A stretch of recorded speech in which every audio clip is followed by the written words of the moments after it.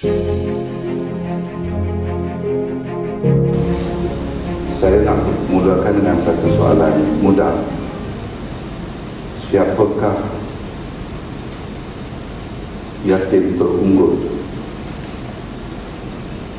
Saya suka kalau soalan ini dijawab oleh komuniti Al-Aitam, sama ada anak-anak kita atau para pengurus yang telah berjuang berkorban selama ini menjaga kebajikan anak-anak yatim.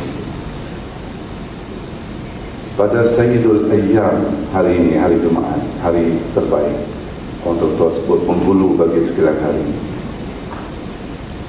Yatim yang terunggul ialah Sayyidul Mursalin, penghulu bagi sekalian Rasul. Baginda Muhammad sallallahu alaihi wasallam dilahirkan dan dibesarkan, dididik sendiri oleh Allah Ta'ala seperti mana diisyaratkan dengan kata-kata Addabani Rabbi fa'ahsana ta'dib.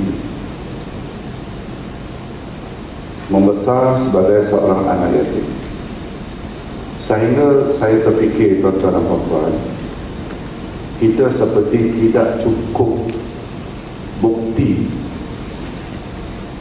tidak cukup dalil untuk mengaku dan mendakwa bahawa kita kasih pada anak-anak yatim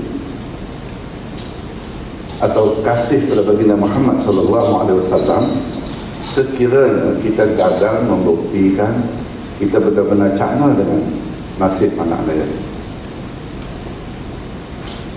Saya ulang balik kenyataan ini.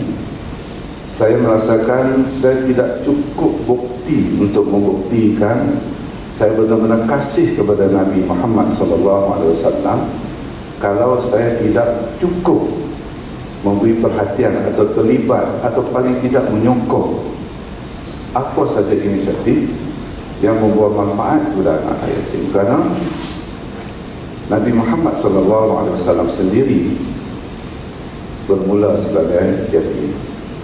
Jadi kita ucap setinggi tahniah kepada Bank Islam khususnya yang sentiasa bangkit dengan pelbagai inisiatif, program, produk, apa yang diistilahkan oleh Al-Fadhil Ustaz Azri tadi, sektor ekonomi ijtimai, dan sentiasa dengan pantas respon kepada keadaan dan situasi yang melanda kita. Macam sebelum ni pandemik, kita semua maklum Bank Islam datang dengan pelbagai inisiatif respon kepada keadaan-keadaan semasa. Dan kali ini Bank Islam tidak jemu, bangkit pula dengan satu program yang kita berkumpul pada hari ini, sebenar pelancaran dana anak yatim Sadaqah Haus.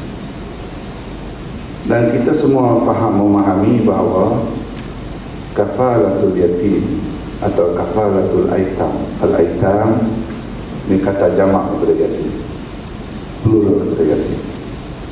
Ia merujuk kepada mafhum atau kefahaman kita menjaga kebajikan anak-anak yatim. Bila sebut kebajikan, bukan hanya melibatkan keperluan makan, minum dan seumpamanya, tetapi dia juga melibatkan pendidikan kejiwaan, emosi dan pelbagai skop yang lebih luas. Dan dengan keupayaan tinggi yang ada kepada kumpulan Bank Islam Malaysia Berhad, kebajikan ini boleh dilaksanakan secara lebih sistematik, berintegriti, kerana struktur yang sedia ada sangat kukuh dan kita boleh memancing keyakinan daripada para penyumbang atau komuniti yang ingin berbakti, kerana keyakinan tinggi mereka kepada institusi yang menerajui inisiatif seumpama ini. Jadi saya nak kaitkan apa yang diistilahkan oleh Al-Imam Ibn Jawzi Al-Hambali, bahawa orang yang bertindak sebagai kafilul yatim, orang yang menjaga berkorban masa, diri dan segala-galanya untuk menjaga kebajikan anak-anak yatim ini. Skopnya ialah al-qiyam bi'amrih wa tarbiyati. Maksudnya menjaga segala urusan anak-anak yatim ini, tetapi dia tambah wa tarbiyati, dan program pentarbiahan. Kita nak membina satu generasi anak yatim yang apabila sampai masa tempohnya, kalau dalam bahasa layman kita kata pada usia layak kahwin, mereka menjadi orang yang berdikari dan muncul sebagai kafilul yatim yang lebih berprestasi tinggi kerana mereka melalui alam yang sama.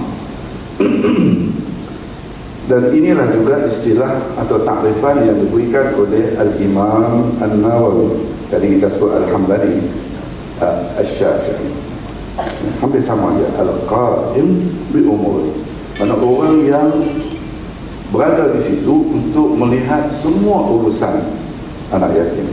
Itu syarat atau tafsirannya. Dan yang lebih menarik, tuan-tuan dan puan, yatim bagi manusia ini ialah orang yang kehilangan ayahnya.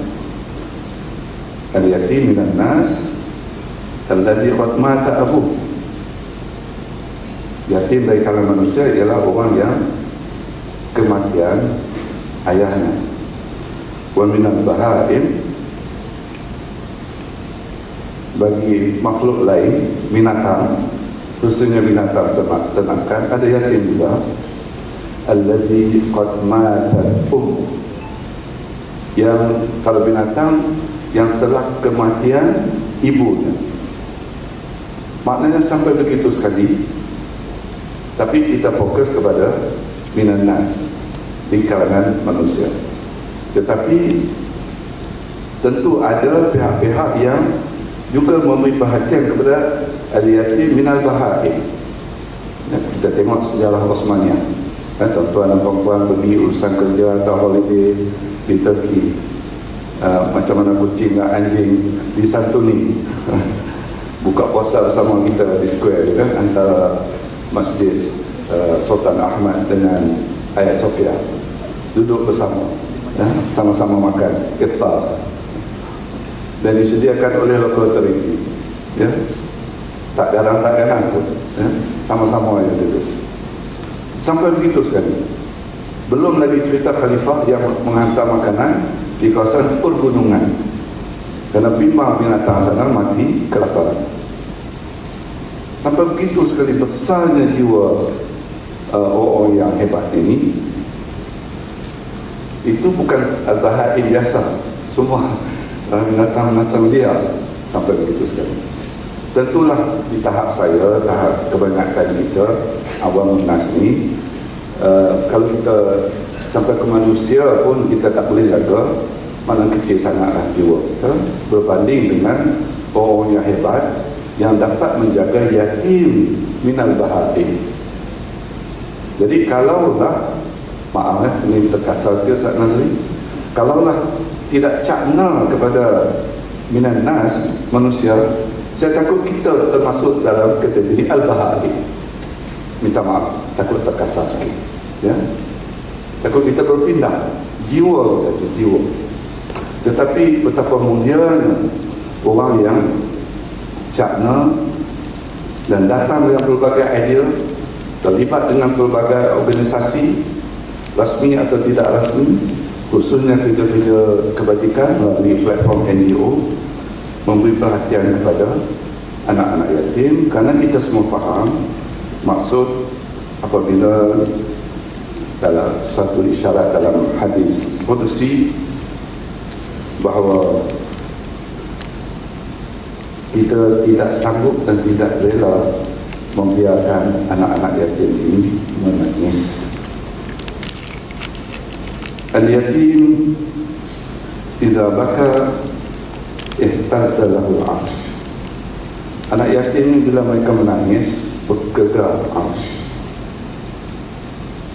Fayaqulu Allah Azza wa Jalla, Allah berfirman, man abkal yatim allazi qayyabtu abah. Siapa yang menyebabkan dia menangis ni? Yang qayyabtu abah, mana aku telah matikan ayahnya. Qalu antal alimul hakim. Jawapannya tentulah engkau yang maha mengetahui lagi maha bijaksana.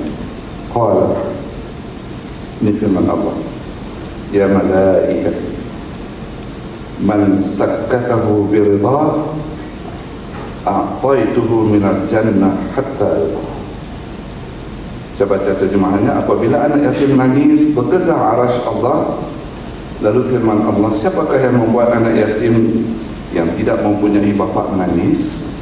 Mereka menjawab, engkaulah yang maha mengetahui lagi maha bijaksana.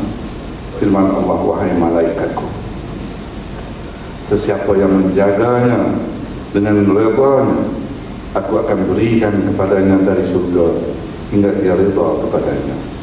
Sebab itulah bagi orang yang memahami dan sentiasa ingat pada sabda Nabi SAW, sebaik-baik rumah adalah rumah yang ada anak yatim di dalamnya, yang diurus, dijaga dengan sebaiknya. Dan kita pun membaca dalam surah yang lazim kita baca, untuk sebut ni ayat lazim.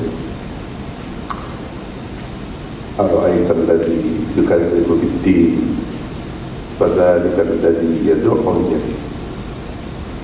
Jadi orang yang mengabaikan anak yatim ini dilabelkan bukan oleh manusia, dilabelkan oleh Allah Ta'ala melalui surah Al-Ma'un sebagai orang yang mendustakan agama. Jadi saya mohon kepada Allah Subhanahu Wa Ta'ala, di sebalik pelbagai usaha kita buat untuk membuktikan kita menjadi hamba Allah yang baik, rupa-rupanya dibimbangi terbukti nanti kita ni masuk dalam golongan pendusta. Dalam bahasa lain pelakon je lah, kan? Nampak macam ustaz tapi sebenarnya pelakon je. Sebab fadzalika allazi yad'u al-yatim. Sebaliknya bagi orang yang terlibat, menyokong, berusaha, berfikir, merancang, melaksanakan pelbagai penyelidikan, datang dengan pelbagai produk program seperti program pengumpulan dana pada hari ini, maka kita membuktikan kita bukanlah pendusta agama. Wal'ayazubillah. Jadi saya rasa cukup setakat itu. Saya mohon banyak maaf di bagian tafsir. Bukan nak mengajar, tapi sesuai dengan nama sesi ini, tausiah saja, wasiat saja. Wasiat tidak semesti tanda nak mati, ya. Tapi biasa juga orang wasiat ni mati, ya. Kalau tak mati sekarang, tetap mati. Jadi kita saling ingat mengingati, mudah-mudahan memberi kebaikan kepada kita bersama. Saya ucapkan banyak terima kasih kepada pihak penganjur yang sudi melibatkan IKIM, dan yang bahagia Tan Sri, saya mendapat mandat daripada yang bahagia Tan Sri Chairman Tuan Mayoritas Taksi Dr. Muhammad Kamal Hassan.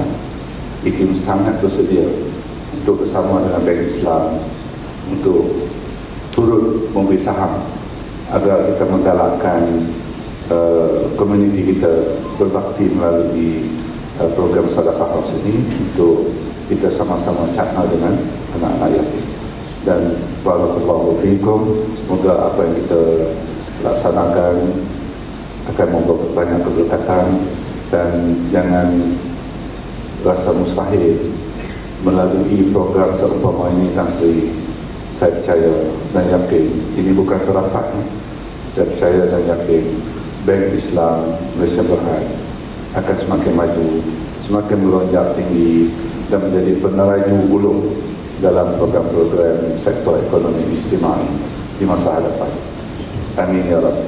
Sekian, wassalamualaikum warahmatullahi wabarakatuh.